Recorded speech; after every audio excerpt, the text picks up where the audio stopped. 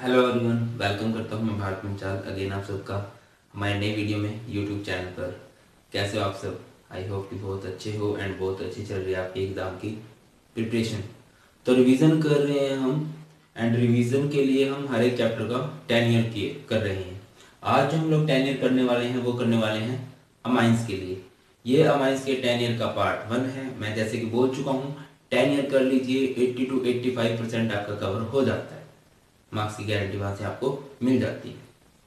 तो अमाइंस, अब देखिए ऑर्गेनिक केमिस्ट्री की यूनिट है तो नेम रिएक्शन होगी, कन्वर्जन होंगे, बहुत सारे कंसेप्चुअल क्वेश्चन होंगे, बहुत सारा नोमेनक्लेचर होगा। बट स्मार्ट स्टडी करते हैं, ये देखते हैं कि किसको बोर्ड ज्यादा छेड़ रहा है, किससे बोर्ड ज्यादा पंगे ले रहा है।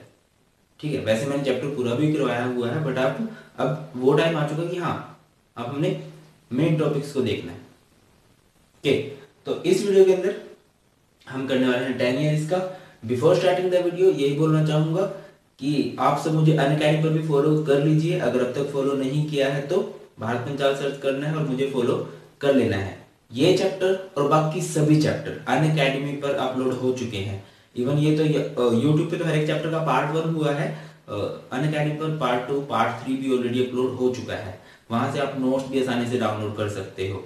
तो अगर नहीं किया है तो जल्दी से फॉलो कर लीजिए। सभी चैप्टर्स के लिंक मैंने डिस्क्रिप्शन में दे दिए हैं। एंड कल एक सरप्राइज है आप लोगों के लिए, वो कल ही बात करेंगे। तो अमाइंस के क्वेश्चन आंसर, इससे पहले मैं आपको बता देता हूँ थोड़ा सा बोर्ड का पैटर्न क्या रहा है लास्ट 3 ईयर्स के अंदर। 2015 में इसका एक 5 मार्क्स का क्वेश्चन आया था, 2016 में इसका एक 3 मार्क्स का क्वेश्चन आया था, एंड 2017 में इसका एक क्वेश्चन 3 मार्क का आया था एंड एक क्वेश्चन 1 मार्क का था। तो हो सकता है कि वो 1 मार्क में नोमेनक्लेचर दे दें, 3 मार्क में कुछ भी क्वेश्चन हो सकते हैं। मैक्सिमम जो क्वेश्चन इसमें से बनने के चांसेस रहेंगे वो रीजनिंग वाले, और वो भी बेसिक कैरेक्टर से रिलेटेड। हाँ, या फिर नेम रिएक्शन आ सकती है, मैक्सिमम जो चांसेस रहते हैं। चलिए देखते हैं, क्वेश्चन नंबर 1 से स्टार्ट करते हैं। फर्स्ट क्वेश्चन है आपका, arrange the following compounds in an increasing order of their solubility in water. आपको कुछ कंपाउंड्स दिए गए हैं एंड आपने उनको अरेंज करना है in the increasing order of their solubility in water. मैंने आपको कहा है जो फिजिकल प्रॉपर्टी से रिलेटेड क्वेश्चन आएंगे वो बॉइलिंग पॉइंट से रिलेटेड आएंगे, या फिर बॉइलिंग पॉइंट से, या फिर सॉल्युबिलिटी से रिलेटेड, इस तरह से आ सकते हैं। चलिए आपको मैं बताता हूं क्या क्या है। आपको दिया गया है C6H5NH2, इसे एनिलीन बोलते हैं हम। दूसरा आपको दिया गया है C2H5 ट्वाइस NH, एंड तीसरा आपको दिया गया है C2H5NH2। इन सभी का आपसे सोल्युबिलिटी पूछी गई है वाटर के अंदर की, सोल्युबिलिटी का ऑर्डर क्या रहेगा। इसको ध्यान से समझिए, बहुत फायदेमंद रहने वाला है। इस तरह का क्वेश्चन आ सकता है सीबीएसई के अंदर एंड स्टेट बोर्ड्स के अंदर भी। और बाकी बच्चे मुझे इसको कमेंट में बताएंगे कि हाँ सर इसका नाम ये है, नोमेनक्लेचर चेक करना है मुझे बच्चों को कितना आता है, मैंने करवाया हुआ है। और अगर अभी तक आपने नोमेनक्लेचर नहीं सीखा है तो अनअकैडमी पर सभी चैप्टर्स का नोमेनक्लेचर भी है। तो क्या होता है भाई, देखिए जो सोल्युबिलिटी है वो कई फैक्टर्स पर डिपेंड करती है। पहला फैक्टर जो रहता है वो रहता है कि हाइड्रोफोबिक पार्ट कितना बड़ा है, मॉलिक्यूलर मास कितना है। जितना मास ज्यादा होगा उसकी सोल्युबिलिटी उतनी कम हो जाएगी। हाइड्रोफोबिक पार्ट का मास जितना ज्यादा होगा उतनी सोल्युबिलिटी कम हो जाएगी। दूसरा रहता है हाइड्रोजन बॉन्डिंग। तो हाइड्रोजन बॉन्ड तो ये तीनों ही बना सकते हैं। तो हाइड्रोजन बॉन्डिंग वाला कंसेप्ट नहीं है, यहाँ पे मॉलिक्यूलर मास वाला कंसेप्ट है। तो इसका मॉलिक्यूलर मास सबसे ज्यादा है, हाइड्रोफोबिक पार्ट का इसमें मास सबसे ज्यादा है। इसमें 6 कार्बन है, इसमें 4 कार्बन है, इसमें 2 कार्बन है। तो जितने ज्यादा कार्बन उतना ही वो वाटर के अंदर कम सोल्यूबल होगा। तो सबसे ज्यादा सोल्यूबल कौन सा होगा, जिसमें सबसे कम कार्बन है, दिस वन। उसके बाद ये थोड़ा सोल्यूबल होगा और सबसे कम ये वाला सोल्यूबल होगा। क्लियर? हाँ, मैं आपको एक बात बताता हूँ, इसमें मैं सिर्फ आपको समझा रहा हूँ, ये सारे क्वेश्चन आंसर आपको रिटर्न में अनअकैडमी से मिलने वाले हैं। चलिए बस अगला क्वेश्चन देखते हैं। अगला question, right the IUPAC name of CH3 CH NH2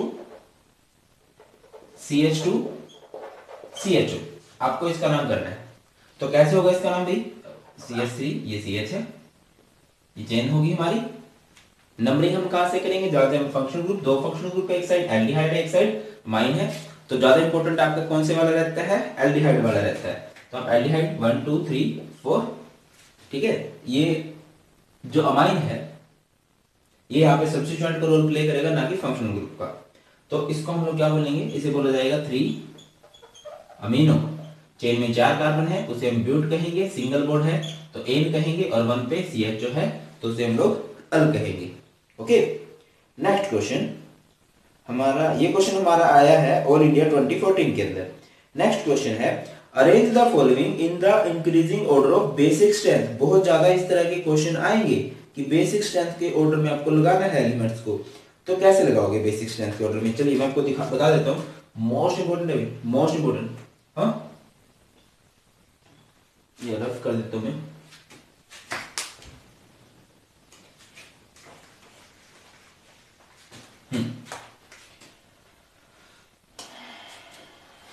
ये देखो आपको बेंजीन NH2,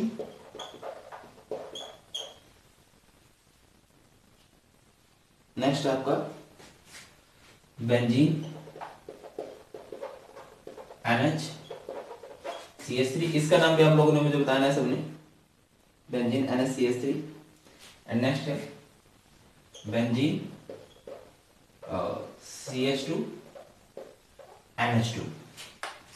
इनकी हमने बेसिक स्ट्रेंथ बतानी है कि कौन इनमें सबसे अच्छे वाला बेस है। बेस भी कौन सा, लुईस बेस। अब लुईस बेस क्या होता है, हाँ जी क्या होता है, which donate lone pair of electron, जो लोन पेयर ऑफ इलेक्ट्रॉन को डोनेट करता है। अब इन सब में ही नाइट्रोजन के ऊपर लोन पेयर ऑफ इलेक्ट्रॉन्स हैं, यहां पर भी हैं, यहां पर भी हैं, और यहां पर भी हैं।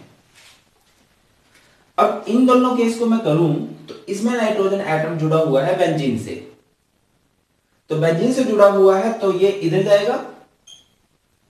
एंड बेंजीन में खास प्रॉपर्टी होती है जिसे हम लोग क्या बोलते हैं, जिसे हम लोग बोलते हैं रेजोनेंस। रेजोनेंस की वजह से ये जो लोन पेयर ऑफ इलेक्ट्रॉन है जो ये डोनेट कर सकता है, वो किसी और को ना डोनेट करके किस साइड चले गए, बेंजीन में ही क्या हो गए हैं, डीलोकेलाइज हो गए। वो इलेक्ट्रॉन मतलब एक ग्रुप आया, देखो एक ग्रुप आया, वो कहता है मुझे इलेक्ट्रॉन चाहिए, और नाइट्रोजन के पास उसे इलेक्ट्रॉन दिख रहे हैं कि हाँ यार नाइट्रोजन के पास इलेक्ट्रॉन, ऐसे ले लेते हैं। तभी की तभी नाइट्रोजन क्या करता है, अपने इलेक्ट्रॉन को घुमा देता है बेंजीन के पास, घूमते रह जाते, कहते कहां भाई मेरे पास तो है ही नहीं, वो तो गए। हाँ सेम सीन यहां पे हुआ, ये नाइट्रोजन डायरेक्ट किससे जुड़ा हुआ है, बेंजीन से जुड़ा हुआ है, तो बेंजीन से जुड़ा हुआ है तो यहां पे भी रेजोनेंस वाला सीन रहेगा, तो ये भी बेस नहीं है। अच्छा यहां पे बात करें तो यहां पे बेंजीन से कार्बन ग्रुप जुड़ा है, कार्बन से नाइट्रोजन ग्रुप जुड़ा है, नाइट्रोजन डायरेक्ट बेंजीन से नहीं जुड़ा हुआ, तो ये अपने इलेक्ट्रॉन को इधर नहीं कर सकता। तो अगर कोई ग्रुप आएगा उसे दिखेगा कि उसके पास इलेक्ट्रॉन है नाइट्रोजन के पास, तो उसे वो इलेक्ट्रॉन देने पड़ेंगे। तो ये आपका बेस्ट वाला बेस होगा इन तीनों केसेस के अंदर। चलो ये तो हो गया बेस्ट, बट अभी ये दो भी तो है, इन दोनों में से कौन बेस्ट है। देखो भाई जो एराइल ग्रुप है वो बेसिक स्ट्रेंथ को कम कर देते हैं, एल्काइल ग्रुप बेसिक स्ट्रेंथ को बढ़ा देते हैं। अब इसके पास सिर्फ एराइल ग्रुप है, इसके पास एराइल ग्रुप भी है, एल्काइल ग्रुप भी है, तो एल्काइल ग्रुप इसकी थोड़ी सी बेसिक स्ट्रेंथ को क्या कर देगा, इंक्रीज कर देगा। तो अगर इन दोनों का कंपैरिजन आ जाता है तो इन दोनों में से कौन ज्यादा बेसिक है, दिस वन। ओके है, तो सबसे ज्यादा बेसिक ये होगा, उससे कम बेसिक ये होगा, और सबसे कम बेसिक ये वाला रहने वाला है। ये क्वेश्चन आपका ऑल इंडिया 2014 के अंदर आया है। एक और क्वेश्चन 2014 के अंदर आया है, देखिए क्या था, arrange the following in the increasing order of basic strength. Basic strength में के ऑर्डर में आप लोगों को अरेंज करना है। एंड ये क्वेश्चन अगर देखिए आपको ये दोनों समझ में आ गए हैं तो मैं गारंटेड बोलता हूं कि ये आपको बिल्कुल मेरे करवाने से पहले ही आ जाएगा। समझिए, एक आपको दे रखा है बेंजीन NH2, एंड मैं ये नाम क्यों नहीं बता रहा हूं, क्योंकि नाम आप लोगों ने खुद करने हैं। ये है बेंजीन NHCH3 है आई थिंक, यही है, एंड एक है बेंजीन NCH3CH3। हाँ जी ये आ गया। अब आपको ये बताना है कि इनमें सबसे ज्यादा बेसिक कौन सा है? Increasing order of basic strength बताना आपने। तो मैंने आपको बताया कि अगर बेंजीन लग जाता है तो बेसिक स्ट्रेंथ क्या हो जाती है? कम हो जाती है। इनमें हर एक के पास, नाइट्रोजन के पास लोन पेयर ऑफ इलेक्ट्रॉन है, ठीक है ना? तो है, अब क्या होगा? बेंजीन की साइड घुमा देंगे, घुमा दो भाई बेंजीन की साइड। फिर मतलब सभी घटिया बेस हैं, फिर इनमें से कोई तो होगा जो थोड़ा अच्छा बेस होगा, और ये किस पे डिपेंड करता है? अल्काइल ग्रुप पे। अब इसके पास 2 अल्काइल ग्रुप हैं तो इसको ज्यादा अच्छा बेस बनाएंगे, इसके पास 1 अल्काइल ग्रुप है थोड़ा सा अच्छा बेस, और इसके पास 1 भी अल्काइल ग्रुप नहीं है तो ये सबसे घटिया वाला बेस रहने वाला है। अब वैसे क्या आया है यहाँ पे, ये क्या, कौन सा इफेक्ट की वजह से इसकी बेसिक स्ट्रेंथ बढ़ाते हैं? Plus I effect, positive inductive effect. Okay, next question आपका आया है, ड्रॉ द स्ट्रक्चर ऑफ, ये आपका क्वेश्चन ऑल इंडिया 2013 के अंदर आया है। Draw the structure of N methyl इथेनमाइन।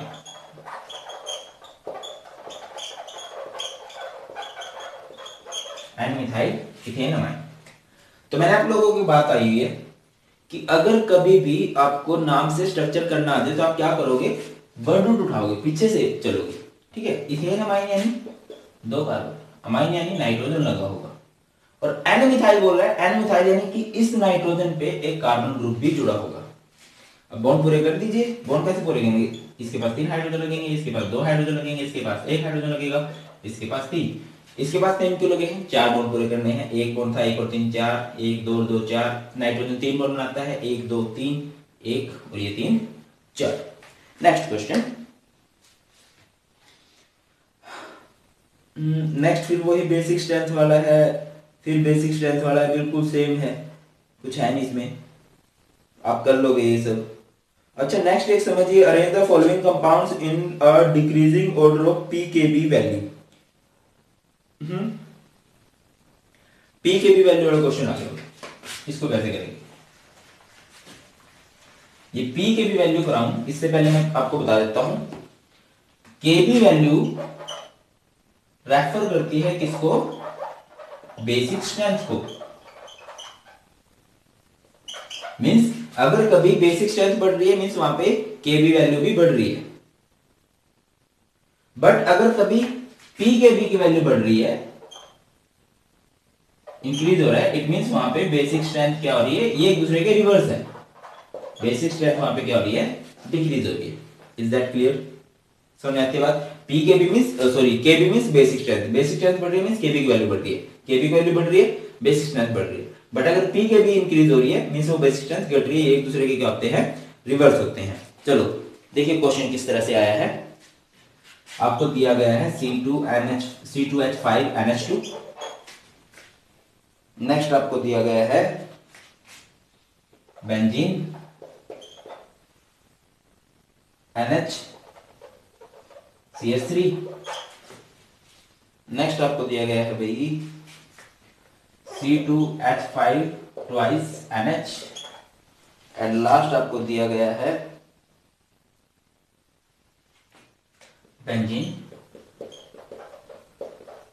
NH2। तो ये है, बताया मैंने आपको बेसिक स्ट्रेंथ मींस केबी वैल्यू की बात है, पी के, और ये आपको पीकेबी के डिक्रीजिंग ऑर्डर में अरेंज करने हैं। तो अब पीकेबी की तरफ जाओगे, पहले बेसिक स्ट्रेंथ की तरफ चले जाओ कि बेस कौन सा अच्छा है, कौन से वाला अच्छा होगा, कौन से वाला घटिया होगा। बेंजीन वाले सबसे घटिया होते हैं, बताइए मैंने बात। अब ये देख लो कि इन दोनों में से कौन घटिया है। इन दोनों में से इसके पास सिर्फ बेंजीन है, इसके पास बेंजीन है, साथ के साथ एक अल्काइल ग्रुप भी है जो इसे थोड़ा सा अच्छा बेस बनाएगा। मतलब ये वाला घटिया बेस है, बेसिक स्ट्रेंथ का ऑर्डर क्या रहेगा? सबसे घटिया बेस कौन? Benzene NH2। उससे थोड़ा अच्छा बेस कौन? Benzene NHCH3। ओके, हो गया, क्योंकि इसके पास अल्काइल ग्रुप आ गया। अब इन दोनों में है कंपैरिजन, किन दोनों में से ज्यादा अच्छा बेस कौन है? तो अल्काइल ग्रुप बेसिक स्ट्रेंथ को बढ़ाते हैं, मैंने आपको बताया। तो इसके पास एक अल्काइल ग्रुप है, इसके पास 2 अल्काइल ग्रुप है, तो ये ज्यादा अच्छा बेस होगा ये उसके कंपैरिजन में कम अच्छा बेस है। तो यहाँ पे आपका आ जाएगा C2H5NH2 एंड यहाँ पे आपका आ जाएगा C2H5 ट्वाइस NH। ये तो आपका हुआ ऑर्डर ऑफ बेसिक स्ट्रेंथ। और अगर आपने पीकेबी का ऑर्डर लगाना है भाई, पीकेबी ऑर्डर, तो पीकेबी क्या हो जाएगा इसका रिवर्स, सबसे अच्छा ये वाला, उससे कम ये वाला, और सबसे कम दिस वन, क्योंकि वो सबसे अच्छा बेस है, इसका मतलब उसकी पीबी की वैल्यू क्या रहने वाली है, सबसे कम रहने वाली है। नेक्स्ट क्वेश्चन एक रीजनिंग क्वेश्चन था। मैंने आपको बोला था कि रीजनिंग के क्वेश्चन भी बड़े आते हैं। क्वेश्चन ये आपका आया है 2013 कंपार्टमेंट के अंदर। It is difficult to prepare pure amines by ammonolysis of alkyl halide, कि अगर कभी अल्काइल हैलाइड की अमोनोलाइसिस करवा दी जाए तो प्योर अमाइन नहीं बन सकता। गिव रीजन, इसका रीजन आप लोगों ने देना है। रीजनिंग क्वेश्चन बनते हैं। रिपीट कर रहा हूं, क्वेश्चन क्या है कि अगर आपको अल्काइल हैलाइड दिया है RX और आप उसकी अमोनोलाइसिस करवा रहे हो, अमोनोलाइसिस मींस आप ऑक्सीडेशन NH3 के साथ करा रहे हो, तो प्योर अमाइन नहीं बन सकता। ऐसा क्यों, समझिए क्यों। यहां पे जो रिएक्शन होने वाली है ये होने वाली है न्यूक्लियोफिलिक सब्स्टिट्यूशन। क्या होती है न्यूक्लियोफिलिक सब्स्टिट्यूशन?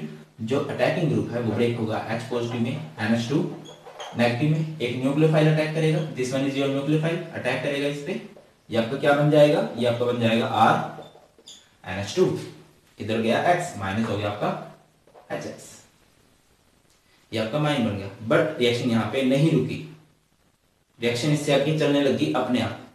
इसने देखा किसे, अल्काइल हैलाइड को, ये अगेन खुद एक न्यूक्लियोफाइल बन गया, इसने क्या कर दिया H पॉजिटिव, और यहाँ पे क्या हो गया R एंड H पे क्या आ गया नेगेटिव। अब ये डिस्प्लेस करेगा किसे, इस X को, ये क्या बना R एंड H R।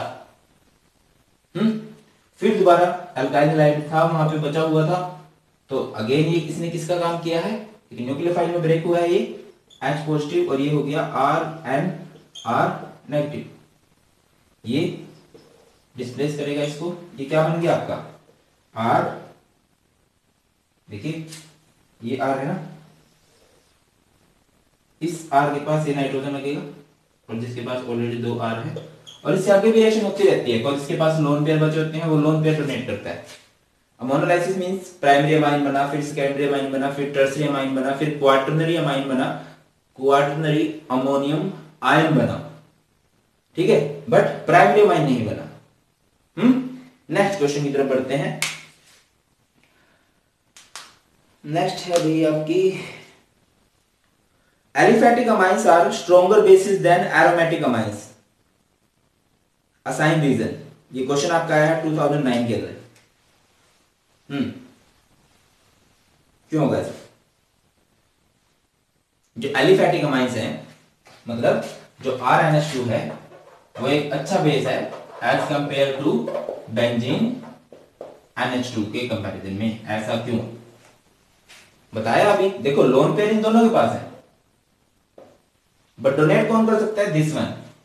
ये क्यों नहीं, क्योंकि बेंजीन में रेजोनेंस, ये इन इलेक्ट्रॉन को डिलोकलाइज कर देगा, वो दिखाई ही नहीं देंगे, ठीक है, तो वो नहीं देगा। क्यों देगा। नेक्स्ट क्वेश्चन है आपका primary amines have higher boiling point than tertiary amine. One of the most important question, बहुत ज्यादा स्टेट बोर्ड ने रिपीट किया है, इवन सीबीएसई वालों ने 2010-2011 के अंदर रिपीट क्वेश्चन दिया है। क्या रीजन है भाई इसका कि primary amines have higher boiling point than tertiary amine, समझिए।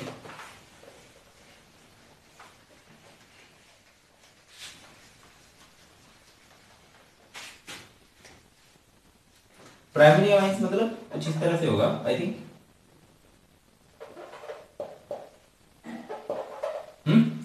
अमाइंस मतलब नाइट्रोजन का अगर एक बॉन्ड कार्बन के पोजीशन के साथ है तो प्राइमरी अमाइन है। तो बहुत सारे लोग ना प्राइमरी अमाइंस,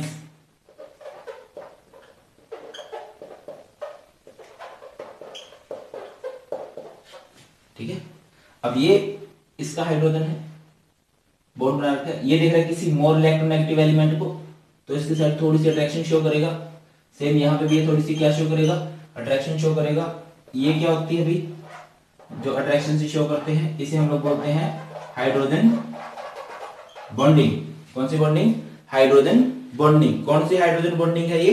इंटरमोलिकुलर, एक मॉलिक्यूलर का, ये दूसरा मॉलिक्यूलर का, ये तीसरा मॉलिक्यूलर का, ये मॉलिक्यूल आपस में क्या कर रहे हैं? एक दूसरे को स्टेबल कर रहे हैं, स्टेबल हो जा रहे हैं। क्यों हो जा रहे हैं? Because of intermolecular hydrogen bonding. इस वजह से इसको ब्रेक करना मुश्किल रहता है, इसका बॉइलिंग पॉइंट हाई रहता है। अब बात करते हैं टर्सरी अमाइंस की। टर्सरी अमाइन में कुछ इस तरह से होगा,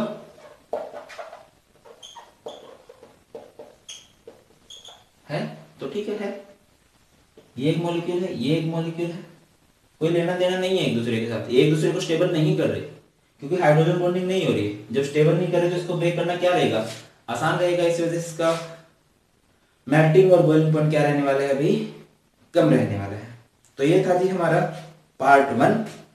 इसके बाद पार्ट 2 आएगा। पार्ट 2 में सारे का सारा कर लेंगे और पार्ट 2 इसका ऑलरेडी अपलोड हो चुका है अनअकैडमी पर। देखिए सभी बच्चे, in the end of this video यही बोलना चाहूंगा, thank you so much for watching. जो आप लोग इतना सपोर्ट कर रहे हैं, बस बनाए रखिए सपोर्ट को। वीडियो अच्छी लगी है तो लाइक कीजिए, चैनल को सब्सक्राइब जरूर कीजिए, अपने फ्रेंड्स के साथ शेयर कीजिए अगर पॉसिबल है तो। नेक्स्ट वीडियो किन टॉपिक से बने वो मुझे कमेंट में बता सकते हैं। कहीं कुछ गलतियां हो रही हैं, कमियां रह रही हैं, वो भी आप मुझे कमेंट में बता सकते हैं। Thank you so much for watching. मिलते हैं नेक्स्ट वीडियो के अंदर। जय हिंद।